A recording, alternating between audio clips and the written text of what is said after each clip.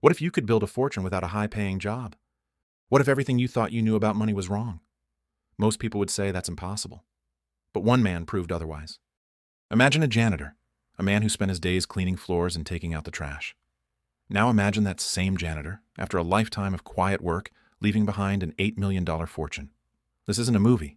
This is the true story of Ronald Read, a man who proved that financial success isn't about how much you earn. It's about how you think. Ronald Read's story is at the heart of a book that has changed the way millions of people see money. It's called The Psychology of Money by Morgan Housel. And in this video, we're going to unlock the secrets of this book. We'll explore the simple but powerful ideas that can help you build real wealth. The kind of wealth that gives you freedom. The kind of wealth that lets you live life on your own terms. So if you're ready to stop chasing money and start building a life of financial security, you're in the right place. Stay with us. The next few minutes could change your financial future forever. So, what is the psychology of money? It's the idea that your relationship with money is more important than your knowledge of finance. You can have a PhD in economics and still be terrible with money. Why? Because we don't make financial decisions on a spreadsheet. We make them at the kitchen table. We make them when we're feeling stressed, excited, or insecure. Our decisions are driven by our emotions, our experiences, and the stories we tell ourselves about money. Morgan Housel's book is built on 18 timeless lessons. We're going to focus on the most powerful ideas, the ones that can have the biggest impact on your financial life right now. Let's start with the most important lesson. It's called No One's Crazy. We all have different experiences with money. Someone who grew up during the Great Depression will have a very different view than someone who grew up in the tech boom of the 1990s. Neither is crazy. They're just products of their environment. Here's a real example. If you grew up in a household where money was always tight, where your parents fought about bills, you might develop a scarcity mindset. You might hoard money. You might be afraid to invest.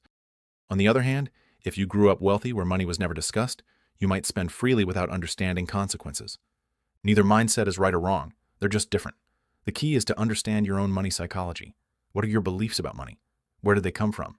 Are they helping you or hurting you? Once you understand your money story, you can rewrite it. You can challenge the beliefs holding you back. You can create a new story that empowers better financial decisions. This brings us to the next big idea, the difference between getting wealthy and staying wealthy. Getting wealthy is sexy. It's about taking risks, being optimistic, putting yourself out there. It's the entrepreneur who builds a billion-dollar company. But staying wealthy is different. Staying wealthy is about humility. It's recognizing that the same risks that made you wealthy can also make you poor. It's knowing the world is uncertain and you need to protect what you have. Think about the dot-com bubble. Thousands became millionaires overnight. They watched portfolios soar. They felt like geniuses. But how many are still wealthy? Not many. They got wealthy but didn't know how to stay wealthy. They didn't have a survival mentality. They thought good times would last forever. They took on more risk. They spent more. And when the bubble burst, they lost everything. This is the trap. People confuse temporary success with permanent wealth. So how do you stay wealthy? The answer is surprisingly simple. You need a margin of safety. You need room for error. Life is unpredictable. Things will go wrong.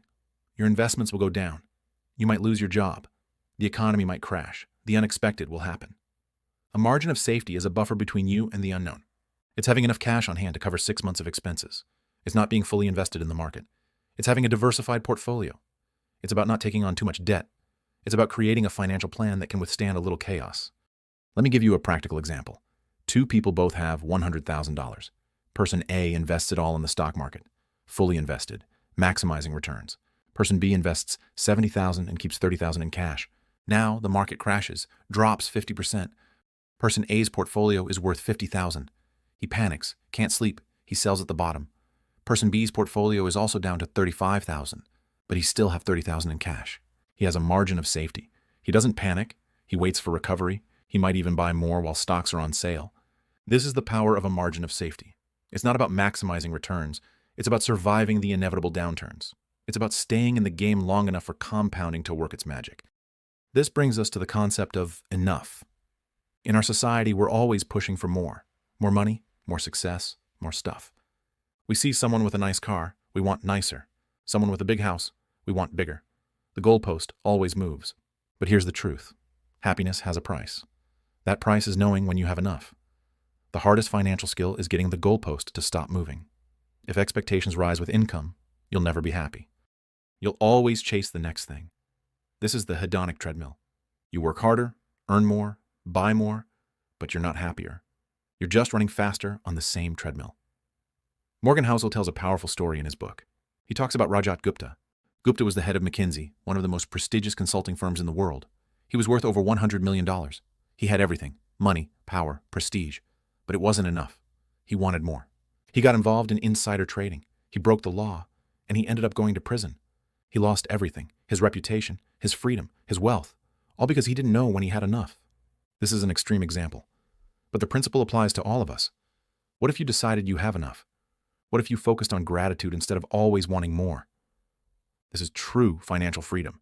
It's not about having $1 million. It's about freedom to choose how you spend your time. Freedom to do work you love without worrying about the paycheck. Freedom to spend time with family and friends.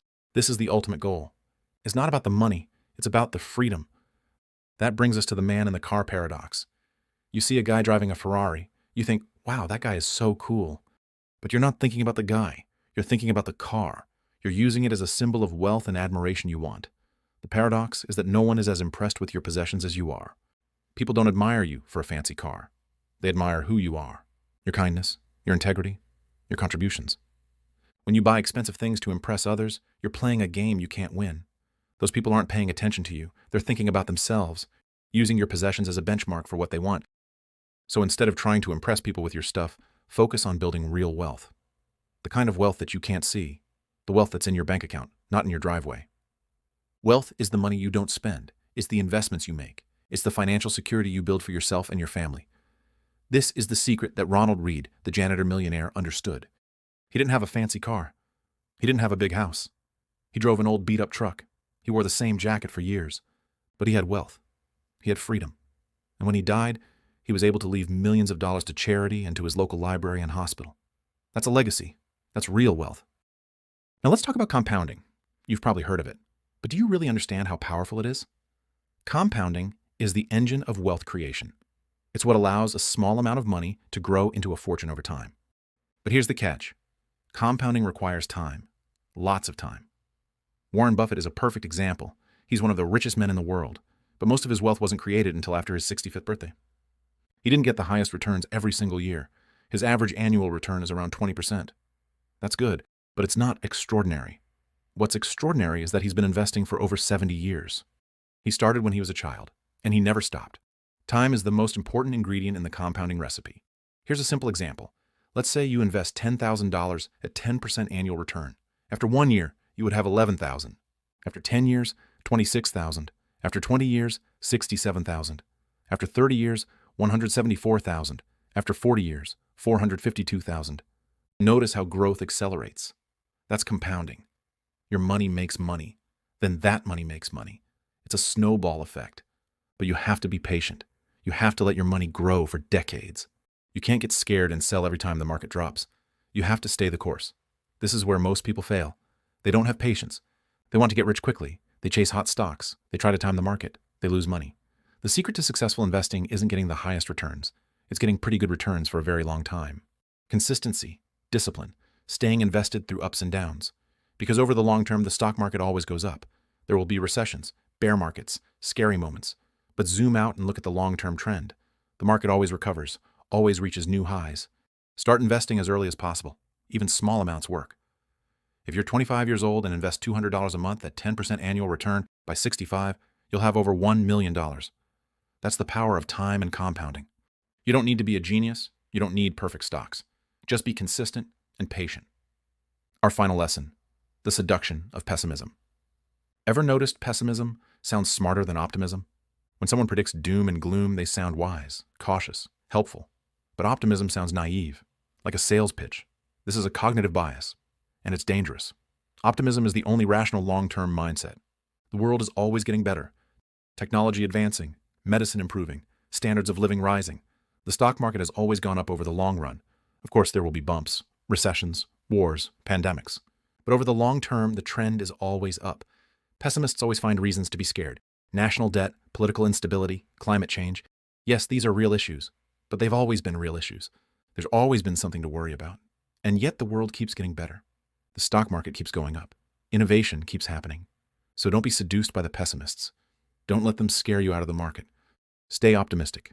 Stay invested. And let the power of compounding work for you. Building wealth isn't complicated. It's not about picking the right stocks. It's not about timing the market. It's about your behavior. It's about your mindset. It's about your psychology. So there you have it, the core ideas from the psychology of money. It's not about being the smartest person in the room. It's about being the most disciplined. It's about understanding your own biases and making decisions that are reasonable, not just rational. It's about having a long-term perspective and letting the power of compounding do its work. It's about knowing when you have enough and finding freedom in that knowledge. Ronald Redd, the janitor, wasn't a financial genius. He didn't have any special knowledge. He didn't have insider information.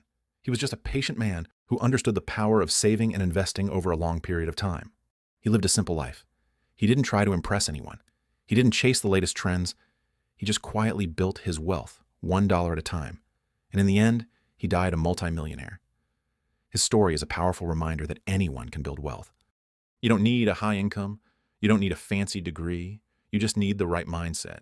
So what's your money story? What are the beliefs that are shaping your financial future? Are you ready to rewrite your story? Are you ready to build a life of financial freedom? The power is in your hands. Start today, start small, but start. Invest in yourself, invest in your future. And remember, it's not about how much you make, it's about how you behave.